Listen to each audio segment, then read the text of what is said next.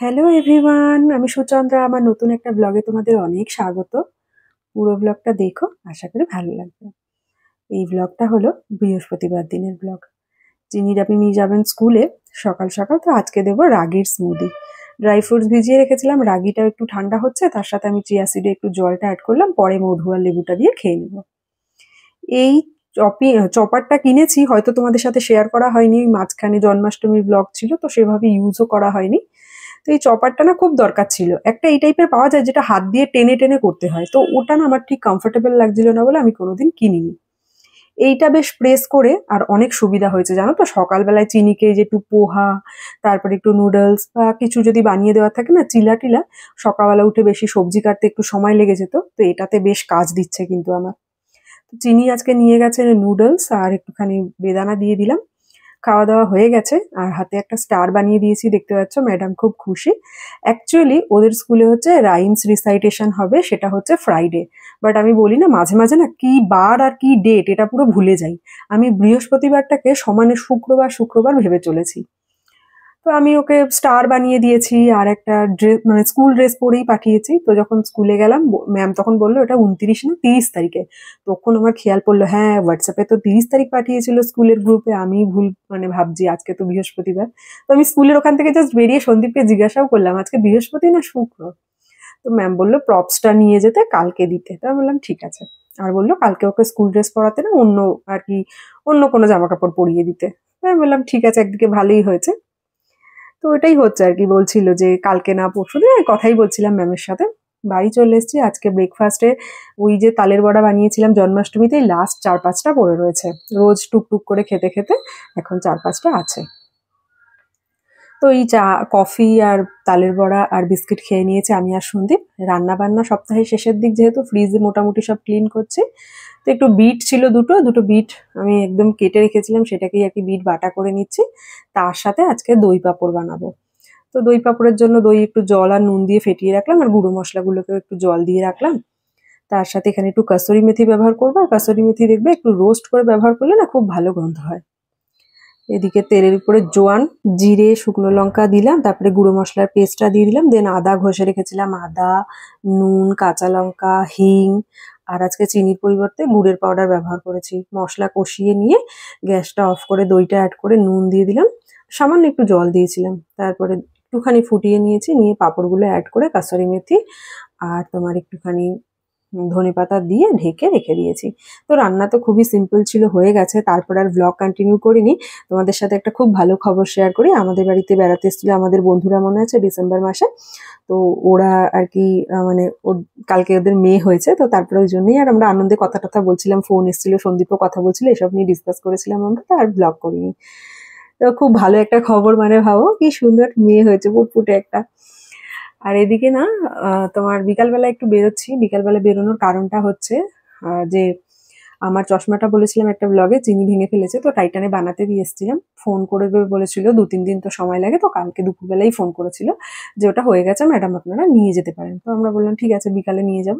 তো চিনি ঘুম থেকে উঠে খাওয়া দাওয়া করে স্কুলের টাস্কগুলো করে নিল, আর করে নিয়ে এসে তারপরে আমরা বেরোলাম। এবার বাইরে না মেঘলা মেঘলা ওয়েদার ছিল, প্রথমে ভেবেছিলাম যে সন্দীপ গিয়ে নিয়ে আসুক, আমি আর চিনি যাবো না। তো দেখি বৃষ্টি হচ্ছে না, তাও রেনকোট টেনকোট সব নিয়েছি, তারপরে গেলাম। আজকে কোইন্সিডেন্টলি মা মেয়ে দুজনেই ব্ল্যাক পরে নিয়েছি। দেখো কি সুন্দর লাগছে, পুরো একটা শাড়ি বেঁধে উড়ে চলেছে। তো টাইটানে গিয়ে আগে আমার যে চশমাটা নেওয়ার ছিল সেটা নিয়ে নিলাম। আর চশমাটার তো বললাম পাওয়ার অনেক বেড়ে গেছে, তো প্রথম প্রথম পরে না দেখবে একটা জিনিস হট করে চোখে পড়ার পরে না একটু আনইজি ফিল হয়।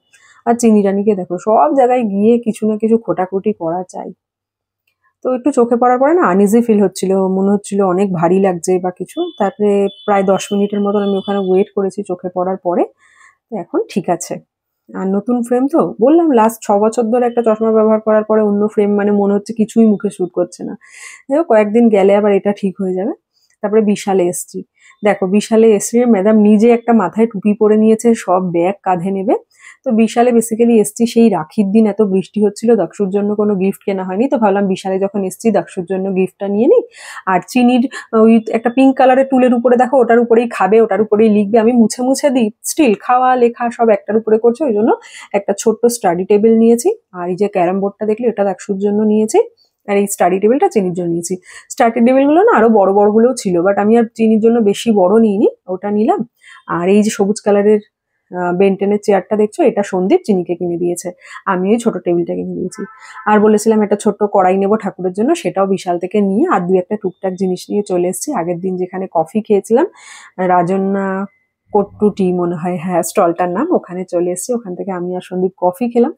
তো এত জিনিসপত্র হয়ে গেছিল না, সন্দীপ বললো তুমি চিনিকে নিয়ে কফির অর্ডার দাও, আমি বাড়িতে দিয়ে আসছি। তো সন্দীপ আবার বাড়িতে রেখে যেতে যেতে না বৃষ্টি নেমে গেছিল, ওই জন্য একটু দেরি হয়ে গেছিল। তো বাড়িতে ঢুকে এখন 8:30টার মতন বেজে গেছে, আমি ভাতটা বসিয়ে দিয়ে এসেছি, কারণ চিনির আবার খাওয়ার টাইম হয়ে যাবে। আর আমি ভাবলাম তোমাদেরকে দেখাই। তো ওই যে চেয়ারটায় বসলে বললাম, ওটা চিনির পাপা চিনিকে গিফট দিয়েছে, আর এই টেবিলটা আমি চিনিকে গিফট দিয়েছি। গিফট বলতে কি, ওর জন্য তো সবসময় কিছু না কিছু কিনতেই হয়, মানে বাড়িতে ছোট বাচ্চা থাকলে দেখবে প্রত্যেক মাসেই কিছু না কিছু কেনার থাকে। আর এই বোর্ডটা হচ্ছে রাক্ষুর জন্য নিয়েছি, ক্যারাম বোর্ড। তো অ্যানিমাল প্রিন্ট দেখেই নিয়েছি, বাচ্চা মানুষ ওরও ভালো লাগবে। আর এই হলো আমার চশমাটা, টাইটান থেকে নিয়েছি। এটা হলো আমার নতুন ফ্রেমটা, ওই লেপার্ড প্রিন্ট আর কি। তো ওখানে না অন্য ব্ল্যাক কালারেরও বক্স ছিল, আমার আগের চশমার বক্সটাও ব্ল্যাক কালার ছিল, তো এই জন্য এই কালারফুল বক্সটা উনি ওখানে রেখেই ছিল। তো বললো এটা দেবে কিনা, তো বললাম ঠিক আছে, হ্যাঁ এটাই দিতে, বেশ ভালো বক্সটা। তো দেখো চিনি কি চেয়ারের মধ্যে বসে, চেয়ারে না আবার বাঁশি লাগানো আছে, বসলে মানে আওয়াজ হয়। তো স্কচ ব্রাইট কিনে এনেছি, স্কচ ব্রাইট তো খুবই প্রয়োজনীয় জিনিস বাসন কোসন মাজার জন্য। আর এদিকে অনেকগুলো স্ন্যাক্সের প্যাকেটও কিনে নিয়ে এসেছি, তো ভাবলাম তোমাদের সাথে একবার শেয়ার করি কি কি কিনেছি। বিশাল থেকে না এই কড়াইটা কিনেছি, এটার উপরে না লিড নেই কোনো আলাদা করে। তো এমনি যে ওই যে লিডের উপরে একটা ধরার মতন জায়গা থাকে না, ওরম লিডও বিশালে পাওয়া যায়, কিন্তু আমি ওটা কিনিনি। কেন কিনিনি বলছি। তার সাথে দেখো এরকম দুটো আমি গেলেই হ্যান্ড টাওয়াল কিনি বিশাল থেকে, একটা রান্নাঘরের জন্য, একটা ওখানে হ্যান্ড ওয়াশ বেসিনের জন্য কিনেছি। আর লিড হিসেবে না এই প্লেটটা কিনেছি। কেন বলো তো এই প্লেটটা কিনেছি, এটা ধরো অন্য কোনো পুজোর জিনিসপত্র রাখার জন্য ব্যবহার করতে পারবো, প্লাস ঢাকার জন্য ব্যবহার করতে পারবো। ছোট ছোট দুটো স্টিলের বাটি আর একটা যে ছোট্ট প্লেট দেখলে, মানে চিনি হওয়ার, আমার এমনি কিউট কিউট জিনিসপত্র কিনতে খুব ইচ্ছা হয়, আর চিনি হওয়ার পরে না যত ছোট্ট ছোট্ট কিউট কিউট জিনিস দেখি সব কিনে নিয়ে চলে আসি যেখানেই যাই। তার সাথে সাথে দেখো ওই স্ন্যাক্সের প্যাকেটও নিয়েছিলাম, আর বলেছিলাম ফ্লিপকার্টে একটা চপিং বোর্ড অর্ডার দিয়েছি, তো এই চপিং বোর্ডটা আজকে চলে এসেছে। আর এই কালারটা আমি ইচ্ছা করে নিয়েছি, গ্রিন ছিল হোয়াইট ছিল, বাট আমি ভাবলাম একটু পার্পল কালারের নিই। ডাল দিয়ে ভাত খাচ্ছে, ওকে। আচ্ছা ভাত কেমন করে মেখে খায় তুমি একটু দেখাও তো। হ্যাঁ কেমন করে মেখে খায় দেখাও তো মাম্মিকে, কেমন করে ভাত মেখে খায়। ওদ্দ, ওকে। কি দিয়ে মাখছো? আচ্ছা আমি স্ট্যান্ড করবো, ওকে। সিট, এটা কি মাকে খাটনি করাচ্ছিস? নো, আমি আর স্ট্যান্ড করতে পারবো না, আমি সিটই আছি। তুমি কি দিয়ে ভাত মাখছো দেখো, এটা কি? ডাল দিল, আচ্ছা তারপরে ভাত মাখো। এটা কি দিল? লঙ্কা দিল। আর আর কি দিল? এবার মাখছে, ওকে।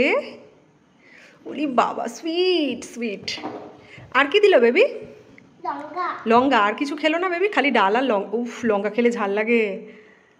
আর কি দিয়ে ভাত খাবে বেবি? ওয়াটার খাও। বা বেবি চিকেন দিয়ে খাবে না ভাত, এটা ওয়াটার, দুষ্টু। চিকেন কোথায় বেবি? চিকেন আমাকে দেখাও তো। ওখানে বসবে না, ওটা গাড়ি ভেঙে যাবে কিন্তু। দাও মামা প্লেট ওয়াশ করে দিক। দেবো না, ওকে। আর করবে না? বেবির পেট ভরেছে? পেট ভরেনি? কি হয়েছে? ঝাল লেগেছে? উহু, তুমি লঙ্কা খেয়েছো না তাই।